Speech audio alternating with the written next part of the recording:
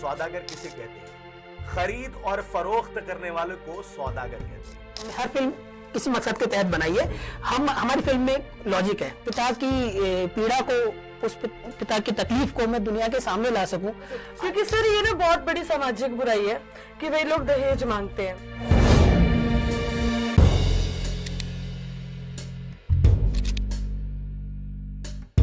नमस्कार, आदाब। आपसे मुखातिब बफे कुरैशी हिंदुस्तानी। सौदागर का नाम आपने सुना होगा। सौदागर किसे कहते हैं? खरीद और फरोख्त करने वाले को सौदागर कहते हैं। लेकिन क्या आपने ऐसे सौदागर की कहानी सुनी है जिसने अपने गमों को खरीद कर लोगों को खुशियां बांटी? अगर नहीं सुनी तो मैं आपको उस कहानी तक ले जाता हूं और आपसे रूबरू करवाता हूं उस शख्सियत को जो लोगों को चर्चा के विषय बना रहा। ये कहानी उस वक्त की है, तकरीबन 1.5 या 2 साल पहले की कहानी होगी, जब एक आयशा नाम की एक लड़की एक नदी के किनारे जाती है और वो कहती है कि वो अपनी जिंदगी को खत्म करने वाली है। क्यों करने वाली है? क्योंकि उसके हस्बैंड, जिसका नाम आरिफ था, उसने दहेज को लेकर उसको प्रताड़ित किया, परेशान किया, और वो अपने बाप से यानी अपने पिता से बात करती है, फोन पर कहती है कि पापा मुझे माफ कर देना, मैं आपकी जो सीख थी उस सीख को छोड़कर, दुनिया को छोड़कर जा रही हूं। और वो पानी से कहती है कि मुझे ऐसी दूर, इतनी दूर बहा कर ले जाए कि मैं किसी के हाथ ना सकूं। इस कहानी को मैं आज आपके सामने इसलिए लेकर आया हूं क्योंकि कुछ फिल्म मेकर ऐसे हैं जो सच्चाई को जनता के सामने लेकर आते हैं, हकीकत से पर्दा हटाते हैं। ऐसे ही कुछ गेस्ट मेरे साथ मौजूद हैं, उनका तारुफ मैं आपसे करवा देता हूं, और कहानी क्या है, क्या उनका मकसद है इस पूरी फिल्म को बनाने का, वो हम इस पूरे प्रोग्राम में आपको बताएंगे। सबसे पहले स्वागत करता हूं मैं यूनुस साहब का, जो कि इस फिल्म के प्रोड्यूसर भी हैं, डायरेक्टर भी कह सकते हैं, स्टोरी भी इन्होंने की है। यूनुस साहब, बहुत बहुत आपका इस्तकबाल है। फिर हमारी सिमरन अरोड़ा जी, जिन्होंने एक्टिंग की है इन्होंने, और बहुत ज़बरदस्त एक्टिंग की है। उसके बाद में शाहबुद्दीन खान साहब, ये पूरे वो फिल्म के किरदार हैं, लेखक हैं, डायरेक्टर हैं, प्रोड्यूसर हैं। ये तमाम वो लोग हैं जिन्होंने एक ऐसी दबी कहानी को लोगों के सामने लाने की हिम्मत दिखाई जो लोग भूल चुके थे। यूनुस साहब, आपसे शुरुआत करूंगा मैं। एक कहानी ऐसी जिसने 1.5-2 साल पहले हिंदुस्तान के कलेजे को कपा दिया, लोगों को यह सोचने पर मजबूर कर दिया कि आखिर दहेज होता क्या है।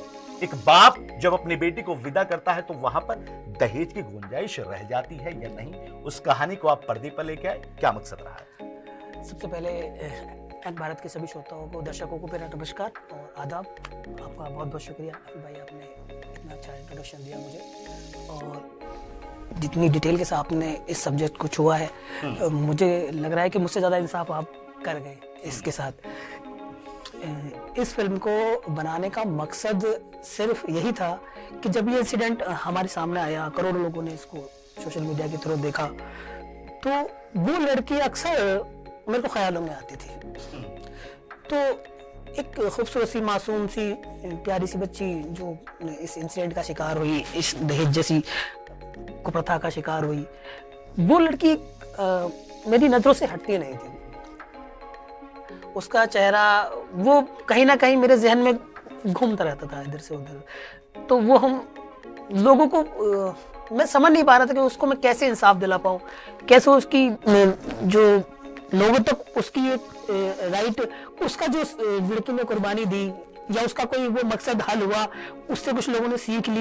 उसने छोड़ा, हाँ, कि वो जिस तकलीफ की वजह से, जिस तकलीफ में वो गुजर रही थी, उस तकलीफ से गुजरने के बाद लोगों ने बहुत उस वीडियो को देख के बहुत पेन फील किया, बहुत लोगों में गुस्सा भी था, आक्रोश भी था। शायद में भी उसके हस्बैंड को कुछ सजा वजह भी मिली, मुझे ज़्यादा नहीं पता। लेकिन हमारे यहाँ हिंदुस्तान में प्रॉब्लम है कि ना, हम चीज़ों को जल्दी भूल जाते हैं। चीज़ें होती हैं, नए नए इंसिडेंट होते हैं, नए नए वाकया होते हैं, हम पता नहीं उससे सीख लेते हैं या नहीं लेते, बट मैंने कोशिश की मैं उससे सीख लूं और उस कहानी को एक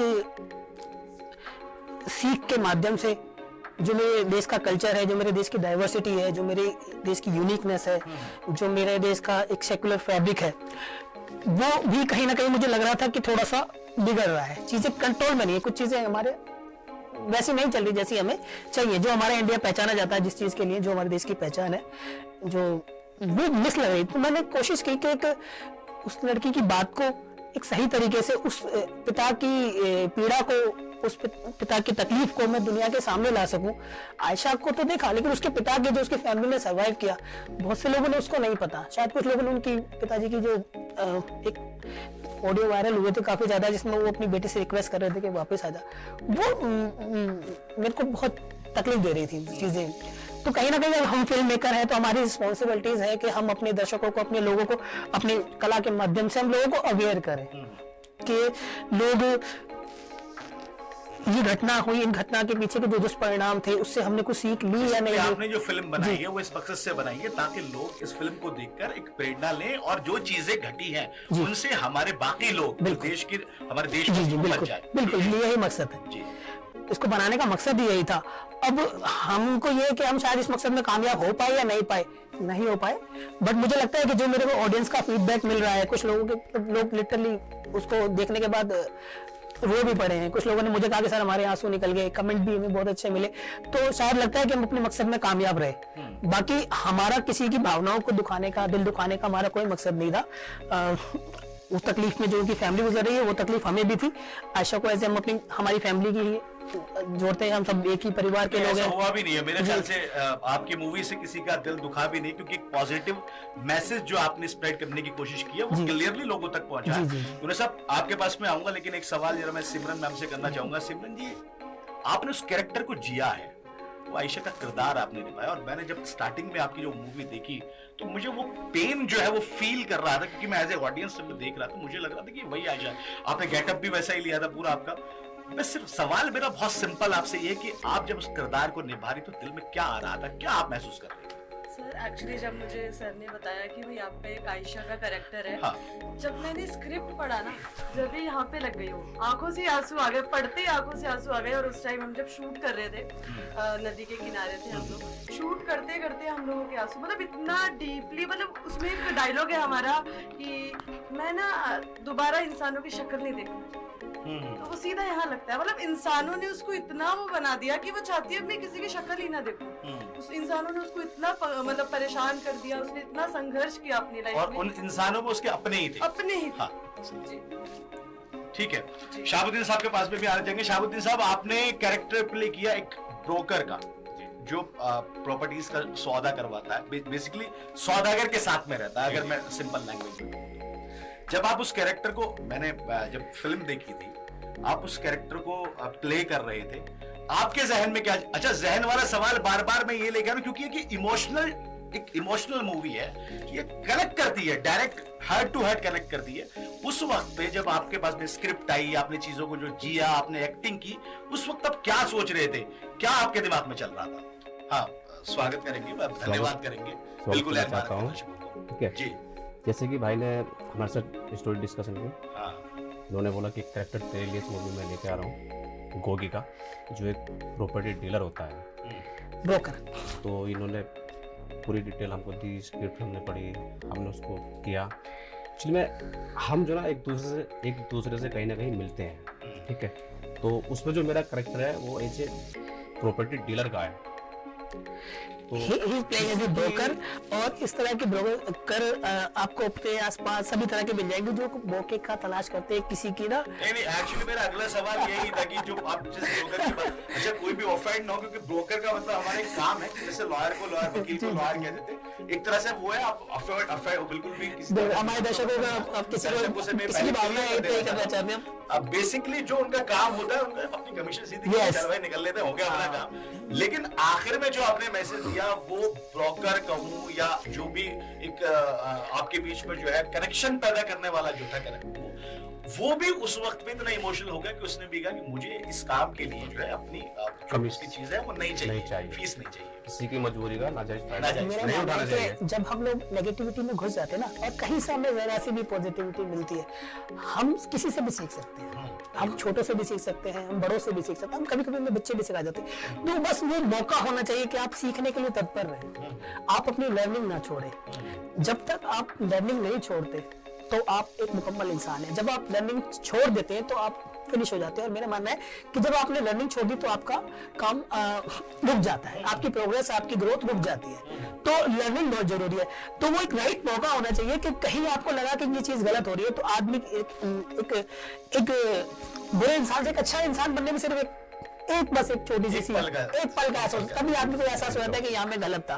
बस वो पल आपको पता लगना चाहिए कि इस पल में गलत था, इस पल में सही था, तो उसी से आदमी की जिंदगी चेंज हो जाती है। अच्छा यूनुस साहब, आपने आखिर में जो पूरी स्टोरी आपने बनाई जी, एक सस्पेंस निकल के आया जी, और आपने वो पोर्शन बेसिकली मेंशन किया है जहां पे एक पिता अपनी बेटी से फोन पे बात जी जी, उन दोनों के बीच में जो गुफ्तगू हुई है, मैं वहीं पे जा रहा हूँ। उस गुफ्तगू को आपने किस तरह जस्टिफाई किया? क्योंकि मुझे लगता है कि वो दोनों के बीच की कन्वर्सेशन जो लोगों के सामने आई है, जिसने दिल को चीर दिया, उसके साथ में आप जस्टिफाई सर बहुत तकलीफदायक था उसको शूट करना।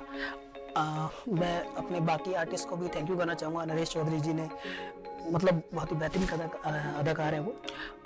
जब हम लोग उसको तैयार कर रहे थे तो वो खुद नहीं समझ पा रहे थे कि वो करना क्या है, तो मैंने उनको फिर नरेशन दी कि इस तरीके का सीन है, बस आपकी बेटी सुसाइड करने जा चुकी है, सुसाइड पर लास्ट मैसेज छोड़ा कि पापा ये मेरा लास्ट मैसेज है, मैं दुनिया से जा रही हूँ। तो वो जो सिचुएशन क्रिएट करनी थी ना, तो इनकी चुनी लाइन थी, बेटा आ जा। जब हम उस सीन को शूट कर रहे थे लिटरली हम लोग रो पड़े। मेरी यूनिट में जितने भी लोग थे, कहीं ना कहीं सब लोग हम शॉक्ड हो गए थे। वो जब टेक खत्म हुआ तो टेक खत्म होने के बाद भी वो उनका डरना जारी था। इवन हम लोगों के भी आंखों से आंसू थे। मैं बता नहीं सकता सर, इतना तकलीफदायक था वो, इतना तकलीफदायक था कि सबसे ज्यादा तकलीफदायक या डिफिकल्ट होगा सिमरन जी के लिए, जो जिस तरह का कैरेक्टर आपने प्ले किया है, बहुत ज्यादा तकलीफदायक, क्योंकि आप जी रही थी उस पर, है सिमरन जी? हाँ सर, जिस टाइम सर ने, जब मेरा सीन खत्म हुआ, सर ने कट बोला, कट बोलने के बावजूद भी ना मतलब 1-2 घंटे तक अंदर लगा रहा, भाई ये हो क्या रहा है, मतलब क्या कैरेक्टर में थे आप जब तक? हाँ ऐसे, क्योंकि सर ये ना बहुत बड़ी सामाजिक बुराई है कि भाई लोग दहेज मांगते हैं। हाँ, क्योंकि एक बाप होता है, वो कैसे कैसे अपने बच्चे को बड़ा करता है। मैं दर्शकों को बता देना चाहता हूँ, ये सिमरन जी की सिर्फ स्टेटमेंट नहीं है बल्कि एक मैसेज भी है। ध्यान से सुने जो कहना है। दर्शकों, आपको ये पूरा प्रोग्राम सिर्फ इसलिए दिखाया जा रहा है ताकि आप उस जो आपके सामने मामला आया उससे आप एक मैसेज हासिल कर सके। तो प्लीज ध्यान से सुनिएगा और एक एक चीज को मेंशन, क्योंकि एक लड़की है इसलिए मैं बोल रहा हूँ कि एक लड़की की फीलिंग क्या होती है दहेज को लेके, डाउरी को लेके, वो जरा समझने की कोशिश कीजिए। जी, क्योंकि मैं यही कह रही थी, क्योंकि फादर होता है वो कैसे कैसे करके अपनी बच्चे की शादी करता है, उसके लिए कुछ जोड़ता है कि भाई अपनी बेटी को ये दूंगा, और आगे से ससुराल वाले क्या करते हैं, अरे हमें तो ये चाहिए, हमें ये गाड़ी चाहिए, हमें वो गाड़ी चाहिए, मतलब इतनी डिमांड्स रख देते हैं। वो मजबूरन होके कैसे कैसे अपनी बेटी के लिए करता है, अरे वो अपना जिगर का टुकड़ा तुम्हें दे रहा है और तुम उससे मांग रहे हो मुझे सोने की चैन चाहिए, मुझे इतने लाख रुपए चाहिए, थोड़ा तो यार शर्म करो। वो फादर कैसे कैसे करता है और तुम उससे, तो ये सबसे बड़ी सामाजिक बुराई है। तो सबसे पहले मैं यही कहूंगी कि जो डाउरी सिस्टम है ना, खत्म होना चाहिए। क्योंकि अगर फादर होता है, डाउरी इज ए गिफ्ट, वो एक गिफ्ट की तरह अपनी बेटी को देता है, तो वो जो दे रहा है ले लो, दे दो, क्योंकि वो अपनी बेटी को दे रहा है, वो तुम्हें नहीं दे रहा। लाइक तोहफा, और तोहफे मांगे नहीं जाते। मांगे नहीं जाते। तो जब वो अपनी खुशी से जैसे उससे बन रहा है, वो गिफ्ट दे रहा है, तुम रख लो। तो आप लोग डिमांड क्यों करते हो? तो ये डिमांड वाला सिस्टम बंद होना चाहिए। इसमें साहब मैं इसमें रिक्वेस्ट करना चाहूंगा, मैं अपने देश के युवाओं से रिक्वेस्ट करना चाहूंगा कि अगर इसको कोई रोक सकता है तो आप रोक सकते हैं। क्योंकि आपके जो पेरेंट्स है, एक वक्त होता है, एक सोच का, आइडियोलॉजी का फर्क होता है, वो शायद इस चीज को बुरा ना माने, लेकिन अगर आपको इस बुराई में, आपको इसमें रत्ती भरी बुराई लगती है कि कहीं ना कहीं ये हमारी एक मर्द की डिग्निटी की भी कभी सवाल करती है कि आप इतने कैपेबल नहीं है कि आप अपनी आने वाली बीवी या अपनी बीवी की ख्वाहिशात को खुद पूरा कर सके। ये सबसे बड़ा सवाल है, क्या आप इस काबिल हैं? मैं आपकी यूथ से पूछना चाहता हूँ कि आप प्यार भी करते हैं, मोहब्बत भी करते हैं, शादियां भी करते हैं, तो क्या आप इस काबिल नहीं है कि आप अपनी बीवी की, अपनी फैमिली की जरूरतों को खुद पूरा कर सकें? और ये सब तो वैसे भी लव मैरिज का बहुत ट्रेंड जो है वो बिल्कुल सर, बिल्कुल अपनी पसंद से शादी कर रहे हैं। मेरे ख्याल से डाउरी जैसी चीजें आने नहीं चाहिए, आने नहीं चाहिए। ये सब एक चीज में, और मैंने एक चीज आपके वीडियो में जो है मैंने देखी, आपने एक मैसेज दिया था, और वो रहमतुल्लाह अलैह के उनका मैं नाम जान, मेरे भी जान से हो रहा है, वो डिफिकल्ट सा है। आपने वो उनका एक हदीस से कोट किया आपने, जी जी जी, वो मैसेज क्या था, वो जब थोड़ा क्लियर करिए। ऐसे ही था, एक बार हम कहीं बैठे हुए थे तो एक हदीस का मैंने था, तो उसमें एक वाकया था कि वो हजरत कहीं बाजार से गुजर हो रहा था उनका, तो उनको एक बहुत अच्छी अरबी नस्ल का कोई आदमी घोड़ा बेच रहा था। तो उन्होंने पूछा घोड़ा अच्छा लगा उन्हें कि इस घोड़े की कीमत क्या है, तो उन्होंने कहा कि 250 रियाल है। उन्होंने कहा ये तेरा घोड़ा तो बहुत अच्छी नस्ल का है, अरबी नस्ल का है, इसकी कीमत कम है मेरे हिसाब से, ये तो चोरी का है। उन्होंने यही बोला कि शायद ये चोरी का है या तेरा नहीं है, तो इसलिए तू सस्ता बेच रहा है। तो उन्होंने बोला कि जो बेचने वाला था बोला कि नहीं सर ये मेरा ही है, बस मेरी मजबूरी है कि मुझे अपनी बेटी की शादी करनी है और मेरे पास कोई और जरिया नहीं है। तो उन्होंने कहा ठीक है तेरी बेटी की शादी, तो मैं इसके तौर पर 500 रियाल दे सकता हूँ,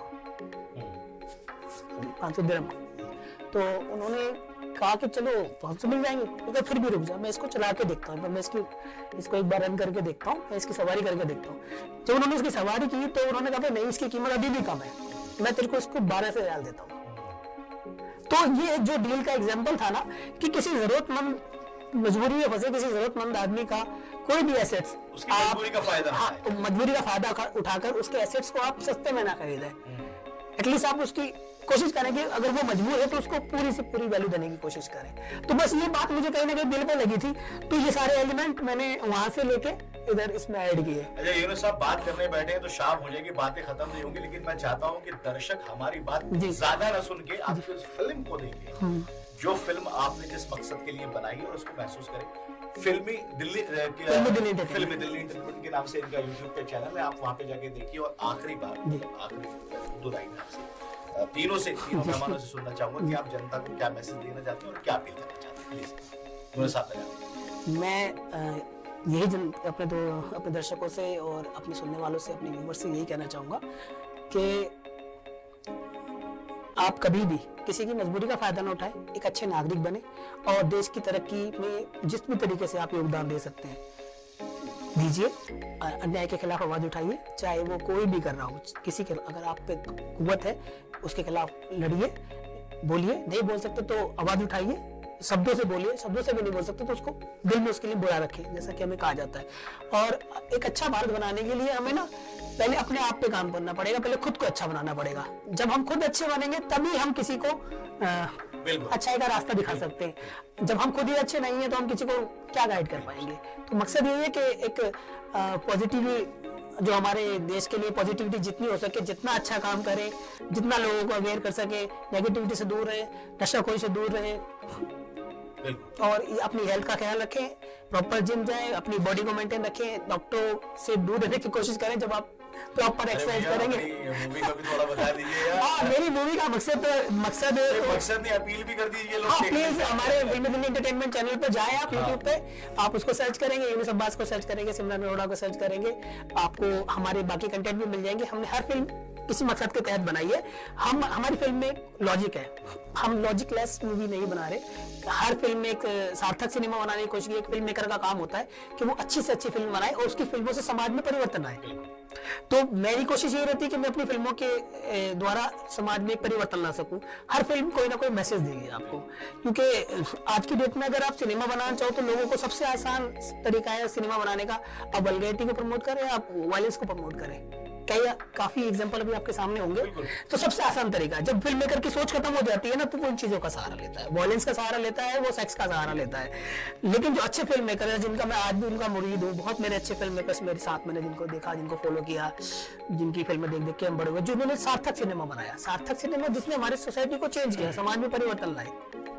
राजू ईरानी सर है और भी काफी लोग हैं जिनकी फिल्में देख देख के, यश चोपड़ा जी हैं, काफी लोग हैं जिनकी फिल्में देख के हम बड़े हुए। उन्होंने हमें सिखाया कि सिनेमा क्या है। सिनेमा हमारे समाज का आईना है। जो भी हमें कहानियां मिलती है हम कोई मंगल ग्रह से या प्लूटो से तो लेके आते नहीं है। जो सराउंडिंग हमारी घट रही होती है, घटनाएं, वो सारी चीजें वो हमारे आसपास ही घट रही होती है। हम उनसे ही, एक राइटर, एक डायरेक्टर, उन्हीं से इंस्पायर्ड होकर कोई ताना बाना बनाता है, जैसे कि अब हम करते हैं, तो वहीं से लाके हम निकालते हैं जहां। लेकिन हमारी इसके लिए लेकिन आपको दिमाग लगाना होता है, सोचना होता है, बहुत कुछ करना होता है, क्रिएटिविटी को जगाना होता है। आजकल लोगों ने दूसरे तरीका शॉर्टकट अपना लिया जो मैंने आपको बताया, तो कोशिश करूंगा कि वो मुझे ना करना पड़े कभी भविष्य में भी। अच्छे टॉपिक्स जी बेशक। सिमरन जी आप क्या कहना चाहेंगे, आखिरी मैसेज दर्शक? जी मैं यही कहना चाहूंगी कि भाई हमारी फिल्में दिल्ली से मूवी आई है जो हमारे सर ने बनाई है, तो जरूर देखें। क्योंकि एक डाउरी पे है। और अपने युवाओं से भी मैं ये कहना चाहूंगी, अपने भाइयों से, कि भाई लड़कियों से डाउरी मत मांगिए और जितना कैपेबल बने कि भाई उसको आप खिला पिला सके, क्योंकि उसको आपके साथ रहना है, ठीक है। और और जो उसके पेरेंट्स उसको एज ए गिफ्ट दे रहे हैं उसे एक्सेप्ट कीजिए। और आप सबसे बस यही कहना चाहूंगी कि नहीं भी दे रहे हैं तो भी उसको लेके आइए मैम, ये भी मेंशन कीजिए, गिफ्ट अगर गिफ्ट नहीं दे रहे तो भी लेके आइए, उसको उसका सम्मान कीजिए। और मूवी जरूर देखिएगा, सौदागर बहुत ही प्यारी मूवी है और मतलब बहुत अच्छी इमोशनल भी है और बहुत सीख मिलेगी आपको इससे, तो जरूर देखिए। शाहबुद्दीन साहब, मैं फाइनली अपने दर्शकों से ये कहना चाहूँगा कि हमारी फिल्मी दिल्ली एंटरटेनमेंट में जाके आपको सौदागर मूवी जरूर देखेगा और कभी भी किसी चीज़ के लालच में नहीं पड़ना चाहिए, क्योंकि लालच एक बुरी बला है। यहाँ मैं अपनी टीम के कुछ सदस्य हैं जो यहाँ नहीं है, मैं उनको जरूर मेंशन करना चाहूँगा। सैयद अहमद, मेरी जान, मेरा भाई, तेरे बेटा शायद नहीं हो पाता कुछ भी। अमर भैया, आप लोग, ये मेरे लेफ्ट और राइट है, मेरे दो बाजू है जिनकी सपोर्ट से मैं सब कर पाता हूँ। आप लोग जो मेरे प्यार देते हैं, जितना ब्लाइंड सपोर्ट आपको है कि मेरी हर हाँ में हाँ और हर ना में ना कर देते हैं, तो आप लोगों का प्यार है। तो ये दो लोगों को जरूर मेंशन करना चाहूँगा। बाकी और भी बहुत लोग हैं जो प्रोडक्शन से हैं, सैयद उम्मेद है, अबू बकर हैं, विशाल गर्ग हैं बीजी म्यूजिक से, और भी नरेश चौधरी जी हैं जिन्होंने अपना बहुत बेहतरीन काम किया है, अरुण नागी जी हैं जिन्होंने पिता का रोल किया है, सिमरन है, साबू है, और भी इस फिल्म में प्रोडक्शन से रिलेटेड जितने भी लोग हैं मेरी टीम से इस फिल्म से रिलेटेड, सबको मैं स्पेशल उनको थैंक करना चाहूँगा कि ये जो कुछ भी हो पाया मैं आप लोगों के प्यार से कर पाया, और आपकी उम्मीदों पर मैं खड़ा होता हूँ आगे भी। बहुत बहुत शुक्रिया आपका यूनुस साहब, सिमरन मैम और आप शाहबुद्दीन साहब। तो बेसिकली आज हम जिस टॉपिक और जिस बिंदु की आपको बात कर रहे थे या हाईलाइट पे जो लाना चाहते थे वो है डाउरी यानी कि दहेज। और अगर ये चीजें खत्म हो जाए तो फिर यकीन मानिए कि जो लड़कियां अलग अलग समाज में डाउरी की वजह से घर के अंदर बैठी हुई हैं, आंगन की दहलीज क्रॉस नहीं की, सजना का घर नहीं देखा, ख्वाब सजाए बैठी हैं, वो ख्वाबों का ताना बाना अभी तक जुड़ नहीं पाया है। क्यों? क्योंकि उनके पास, उनके पिता के पास देने के लिए, बेटी के लिए कुछ भी नहीं है। शायद इसी वजह से वो लड़कियां आज भी अपने आंगन की दहलीज में दरी सहमी बैठी हुई है कि आखिर उनकी शादी हो जाए और वहां से डाउरी और दहेज की अगर मांग आ जाए तो फिर वो क्या करेंगी, किस तरह से जिंदगी जिएंगी और किस तरह से जो है आगे की चीजों को देखेंगी। मकसद भी यही है। फिल्मी दिल्ली चैनल है यूट्यूब पे, आप जाइए और ये सौदागर मूवी देखिए। सौदागर मूवी देखने के बाद में कमेंट भी करें कैसी लगी, क्या हुआ, किस चीजें हैं, बहुत सारी चीजें आप लोगों के दिमाग में आती है, वो सारी चीजें बताइए। बहुत बहुत शुक्रिया आप तमाम लोगों का। Thank you. और मैं बहुत शुक्रिया अपील करना चाहता हूँ कि तो आप सब्सक्राइब कर लीजिए, लाइक कीजिए, शेयर कीजिए, और प्रोग्राम अगर पसंद आया हो तो देखते रहिए एन भारत। फिर हाजिर होंगे नए मुद्दे और नई खबर के साथ, तब तक के लिए दीजिए इजाजत, नमस्कार।